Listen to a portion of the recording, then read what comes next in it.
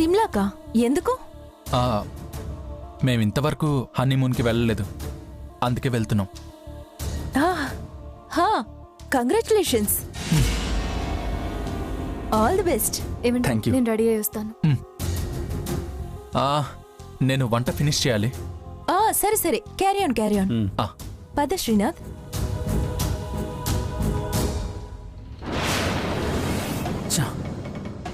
దర్శిని, వాళ్ళు honeymoon plan చేశారు. విన్నానుగా. విని ఆల్ ద బెస్ట్ కూడా చెప్పావు కదా, అదే నాకు అర్థం కావట్లేదు. వాళ్ళు హనీమూన్కి వెళ్తే నీ ప్లాన్ వర్కౌట్ అవ్వదు కదా. వెళ్ళారు శ్రీనాథ్, వెళ్తాం అనుకుంటున్నారంతే. అనుకోని జరగని విషయాన్ని తలుచుకుని వాళ్ళు చాలా హ్యాపీగా ఉన్నారు. మనం జరగదని తెలిసి హ్యాపీగా ఉంటాం, అంతే తేడా.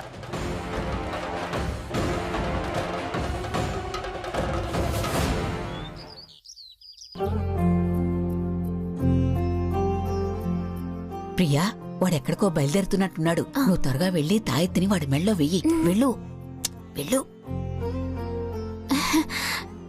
శ్రీవారు, ఏంటి? కొంచెం వంగండి. ఎందుకు? చెప్తాను శ్రీవారు, వంగండి. సరేలే, వంగకపోతే నువ్వు వినేలా లేవు.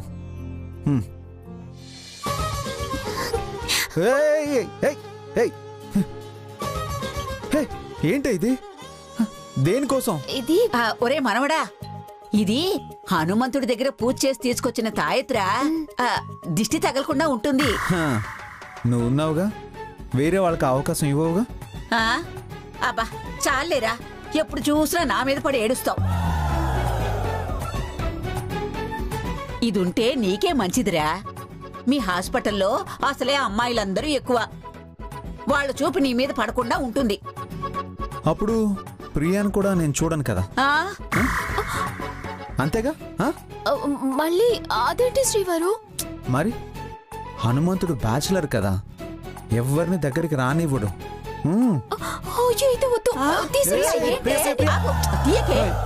ఆగు, ఉండని, నాకు కూడా రిలీఫ్ గా ఉంటుంది. అంటే నేను మీకు బాడీ నేను ఫీల్ అవుతున్నారా? ఫీల్ అయ్యేలా చేస్తున్నారు మీరిద్దరు. లేకపోతే ఏంటి పిచ్చి పనులు?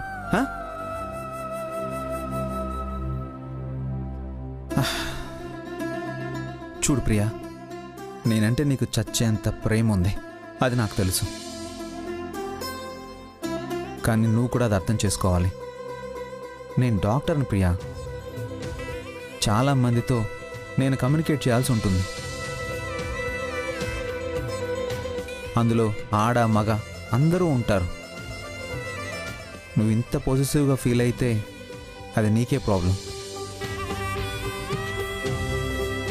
ఎందుకంటే పాజిటివ్నెస్ వల్ల నీ అనుమానం పెరుగుతూనే ఉంటుంది. లేని దాన్ని కూడా ఉన్నదానిలా ఫీల్ అవుతావు. అది చాలా డేంజర్ ప్రియా. కాబట్టి మా అమ్మమ్మ పనికి మన సూచనలు విని నీ మైండ్ పాడు చేసుకోకు. అలాగే శ్రీవారు, ముందు ఆ తాయెత్తు తీసేయండి ప్లీజ్, తీసేయండి శ్రీవారు. వద్దులే ప్రియా, ఆంజనేయుడికి పూజ చేసి తీసుకొచ్చారు కదా, ధైర్యాన్ని ఇస్తుంది, ఉండనివ్వు. పదండి, బ్రేక్ఫాస్ట్ చేద్దాం.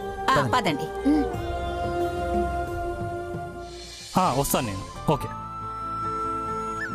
రా అమర్, కూర్చో, టిఫిన్ చేద్దాం.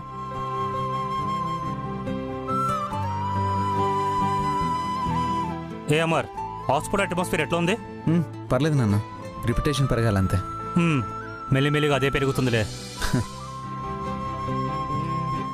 అల్లం చట్నీ వేవే, అలాంటివి తింటే వీడి బుర్ర బాగా పనిచేస్తుంది. నానా, ఒకసారి అమ్మమ్మకి బ్రెయిన్ స్కాన్ చేయించాలి. ఏమైందిరా? ఎందుకు బ్రెయిన్ స్కాన్ ఎందుకు? ఈ మధ్య బుర్రలో నరాలు కట్ అయినట్టున్నాయి.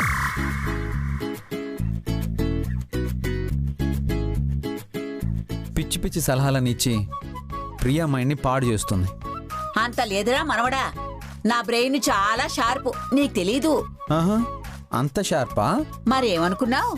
ఓ, అయితే 1 + 2 + 3 + 4 + 5 + 6 + 7 + 8 + 9 ఎంతో చెప్పు. అంతే కదా, అది చెప్పేస్తాను. ఇదిగో 1 + 2 + 3 +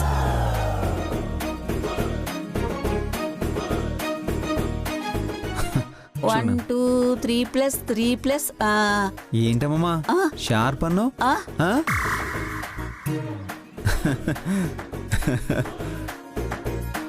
45.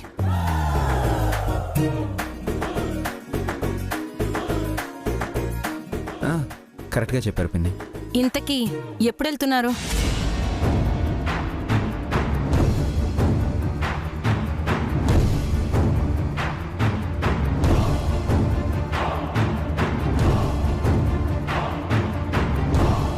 అది అదే వేరే ఇంటికి ఎప్పుడు వెళ్తున్నారు?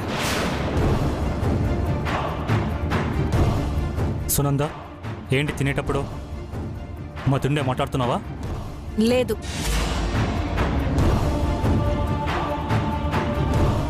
కానీ వారమే టైం ఉంది, అది గుర్తు చేద్దామని. గుర్తుంది పిన్ని, అన్న టైంకే వెళ్ళిపోతాం.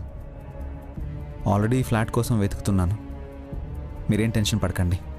ఎందుకంటే అనుకున్న టైంకి మీకు ఇల్లు అద్దెకు దొరక్కపోతే రోడ్డు మీద పడేది మీరేగా.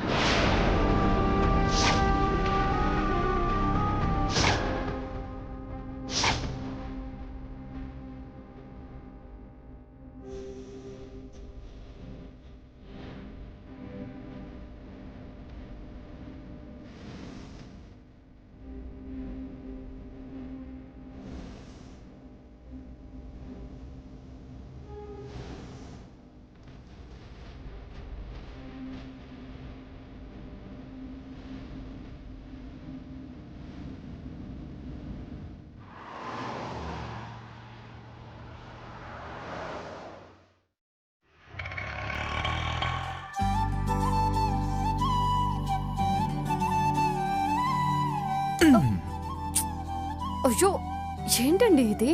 వదలండి, ఎవరైనా చూస్తా. సిమ్లాకి వెళ్ళేదాకా తప్పదా మరి? ఓహో, ఏంటి చాలా రొమాంటిక్ అయిపోయారు? ఇవన్నీ హనీమూన్కి వెళ్ళాక. ఇప్పుడు నాకు హాస్పిటల్ లేట్ అవుతుంది, వస్తాను. అరే ఏంటండి ఇలా ఉన్నారు? ఆఫీస్కి వెళ్ళరా ఏంటి? నా ఆఫీస్ నా ఇష్టం, నేను ఎప్పుడైనా వెళ్తాను. ఓహో, అదా మీ ధైర్యం? అందుకేనా మీరు వంట చేసింది? అవసరమైతే ఆఫీస్కి వెళ్ళడం మానేస్తాను, కానీ నీకు మాత్రం నేనే వంట చేసి పెడతాను. అప్పుడు కదా అందరూ నన్ను ఆడిపోసుకుంటారు. భర్తని కొంగును కట్టేసుకుంది అన్న పేరు తెస్తారు. అది చెడ్డ పేరు కాదే. భర్తని అదుపులో పెట్టుకోవడానికి మన జనం అలా మార్చేశారు.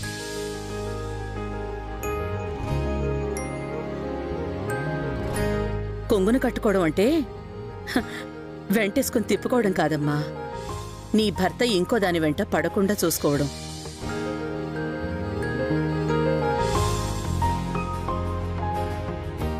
అది చెడ్డ పేరెలా అవుతుంది?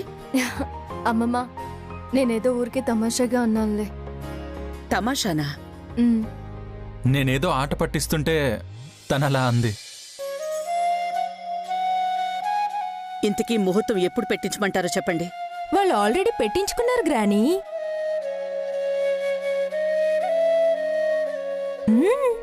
వాళ్ళు పెట్టుకోవడం అంటే వారం వజ్యం చూడాల్సింది పంతులు గారు. హనీమూన్కి అవన్నీ ఎందుకుంటాయి గ్రానీ? హనీమూనా? హనీమూన్ ఏంటి? వీళ్ళిద్దరూ హనీమూన్కి షిమ్లాకి వెళ్తున్నారు.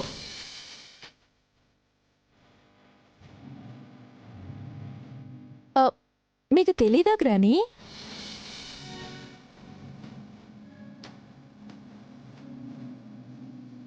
రాధిక తను స్వయంగా టికెట్స్ బుక్ చేసింది.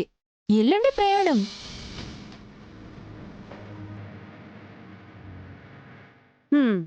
టికెట్స్ బుక్ అయ్యేదాకా వచ్చిందా? మీకు మీరే డిసైడ్ అయిపోయారన్నమాట. అదేం లేదు నానమ్మ, రాధిక ముందే చెప్పింది. ముహూర్తం పెట్టాక మొదటి రాత్రి ఇంట్లోనే జరగాలి, తర్వాత హనీమూన్కి వెళ్ళాలనుకున్నాం. మరి ముహూర్తం పెట్టకుండా టికెట్స్ ఎలా బుక్ చేసింది? అమ్మమ్మ, ముహూర్తం రేపు బాగుందని పంతులు గారు చెప్పారు. ఆ విషయం మీకు సాయంత్రం చెప్దామనుకున్నాను, కానీ ఇంతలోనే అన్నీ నీకు నువ్వే చేసేసుకుంటున్నావు. నేనొక దాన్ని ఉన్నానని నీకు గుర్తే లేదన్నమాట.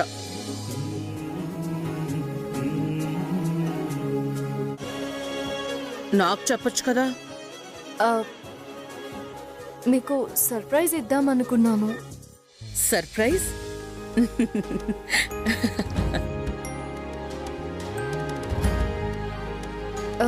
ప్రతిసారి మిమ్మల్ని డిసప్పాయింట్ చేశాను కదా, అందుకే ఈసారి సర్ప్రైజ్ చేద్దామనుకున్నాను. నిజమేనా రాధిక ఇది? నువ్వేనా ఇలా మాట్లాడుతోంది? నాకు చాలా సంతోషంగా ఉంది మిమ్మల్ని చూస్తుంటే.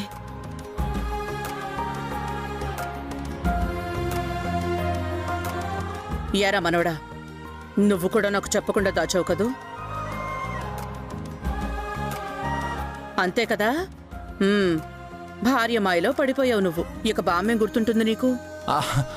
అయ్యో అదేం లేదు నానమ్మ, తను చెప్తేనే నువ్వు హ్యాపీగా ఫీల్ అవుతావని చెప్పలేదు. సరే సరే సరే, ఏదో ఒకటయింది. మొత్తానికి మీ సమస్య సమసిపోయింది. నాకు చాలా సంతోషంగా ఉందిరా. మీరెప్పుడూ సంతోషంగా ఉండాలి. సరే, నేను ఇంకా హాస్పిటల్కి వెళ్ళొస్తాను. ఒక్క నిమిషం, నేను ఎదురొస్తాను. ఏంట్రా, నువ్వెందుకు ఎదురు రావాలి? నువ్వు మగాడివి. ఆడవాళ్లే ఎదురు రావాలి, తెలుసా? తప్పే ఉంది నానమ్మ, భార్య ఎదురొస్తే భర్తకి మంచిదంటారు. మరి భర్త ఎదురొస్తే భార్యకి మంచి జరగదంటావా? రాధిక, వీడికి ఏం పెట్టావు? ఇలా మారిపోయాడు. ఉదయాన్నే టిఫిన్ కూడా తనే చేశాడు గ్రాని. ఓ, ఇప్పుడు రా రాధిక.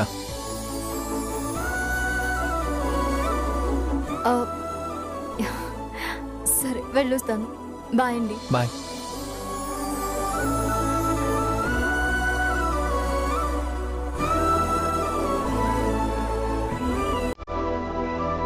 నాన్న కైలాష్, నీ భార్య నీకంటే ఎంత ప్రేమరా? తనకి నాకన్నా ఎక్కువ ప్రేమ నానమ్మ, కానీ పైకి చూపించదు, దాచుకుంటుంది. అంతేరా, కొన్ని దాచుకుంటేనే జీవితం బాగుంటుంది. అది రాధికని చూస్తే గానీ నాకు అర్థం కాలేదు నానమ్మ. I'm lucky.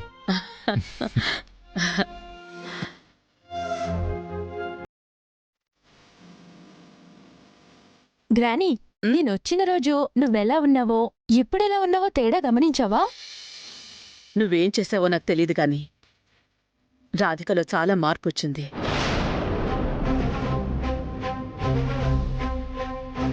నేనింకా ఏం చేయలేదు గ్రాని, ముందు ముందు చాలా ఉంది చేయాల్సింది. మొత్తానికి నా బాధ తీరింది. నాకు చాలా సంతోషంగా ఉంది.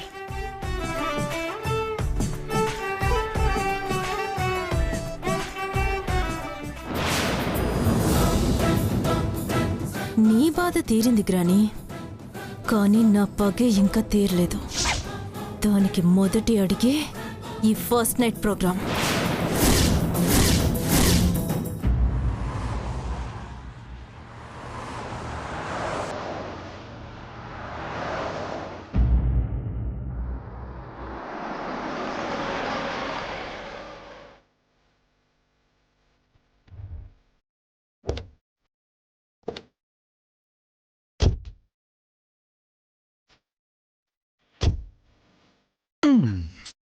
ఏంటండి ఇది? హాస్పిటల్.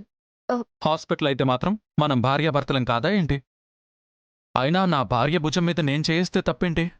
ఎవరైనా చూస్తే ఏమనుకుంటారు? ఏమనుకుంటారు? నా భార్య నా ఇష్టం. ఓ, బాగానే ఉందే. నీ భర్త నిన్ను డ్రాప్ చేయడం కోసం డ్రైవర్ల డ్యూటీ ఎక్కాడే. తప్పుతుందా? నాకన్నా పెద్ద పొజిషన్లో తను ఒక హాస్పిటల్ పెట్టుకుంది. ఒక బాధ్యత గల డాక్టర్గా ఇప్పుడు ఛార్జ్ తీసుకుంది. మనం కూడా విలువ ఇవ్వాలి కదండి. మీరు మరీ టూ మచ్గా మాట్లాడుతున్నారు. నేను డాక్టర్గా ఎంత పెద్ద బాధ్యత తీసుకున్నానో భార్యగా మీ మీద కూడా అంతే బాధ్యత తీసుకుంటాను. మీరే వద్దన్నా సరే వచ్చి నన్ను డ్రాప్ చేశారు.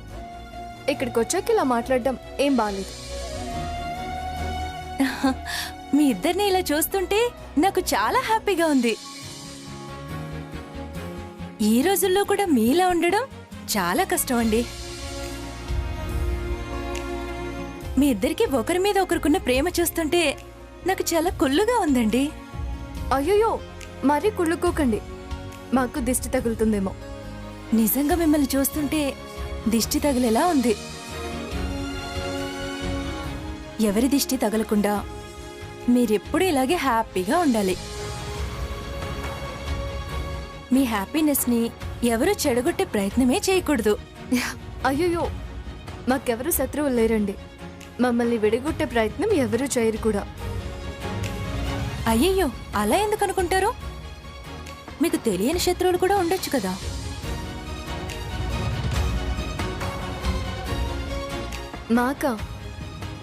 మాకు శత్రువులు ఎవరుంటారు? అసలేం మాట్లాడుతున్నారు మీరు? అంటే మీరిప్పుడు ఇంత సంతోషంగా ఉన్నారు కదా, చూసే వాళ్ళ కళ్ళు ఎప్పుడూ అంత బాగోలేండి. ఏదో ఒక రకంగా మిమ్మల్ని డిస్టర్బ్ చేయాలని కూడా చూస్తారు.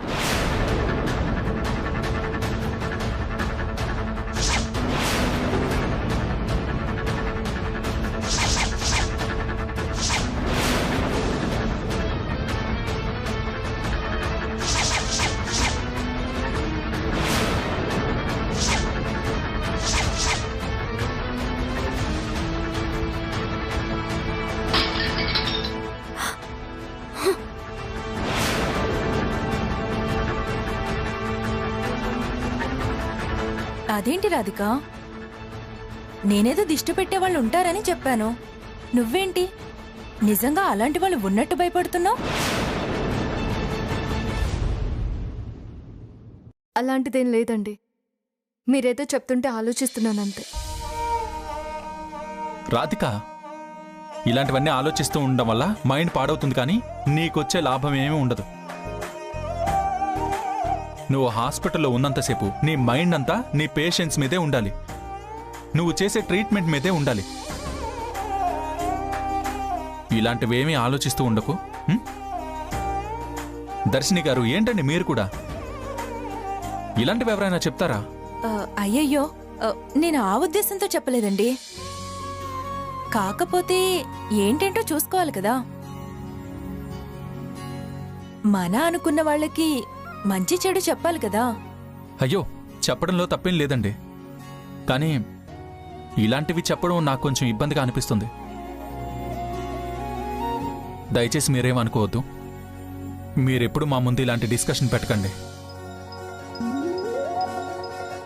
ఇప్పుడిప్పుడే మేమిద్దరం హ్యాపీగా ఉంటున్నాం.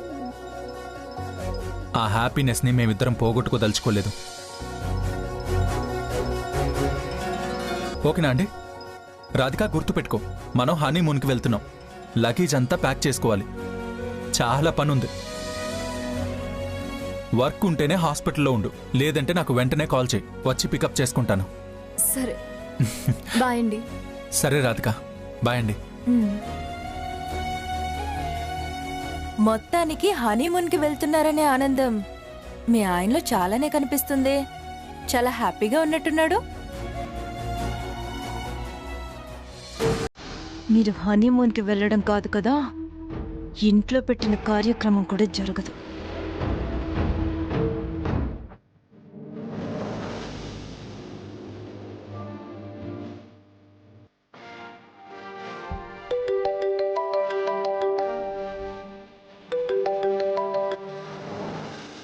చెప్పరా డాక్టర్?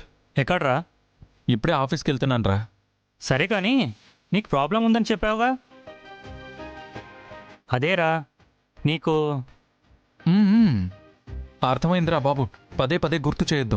ఏం లేదురా, ఒక స్పెషలిస్ట్ని కలిశాను.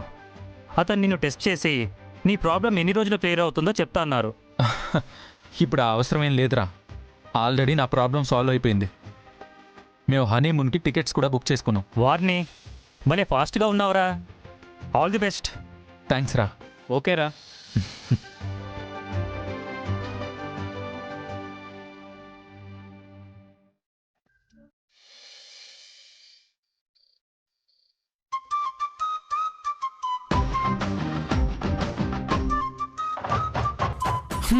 ఎంతవరకు వచ్చింది నీ వంట? ఒక 5 minutes వెయిట్ చేయండి, వేడి వేడిగా వడ్డిస్తాను. డిన్నర్ సంగతి పక్కన పెట్టు. ఇప్పుడు నేను ఇలా చూస్తూ ఉంటే చాలా ముద్దొస్తున్నావు.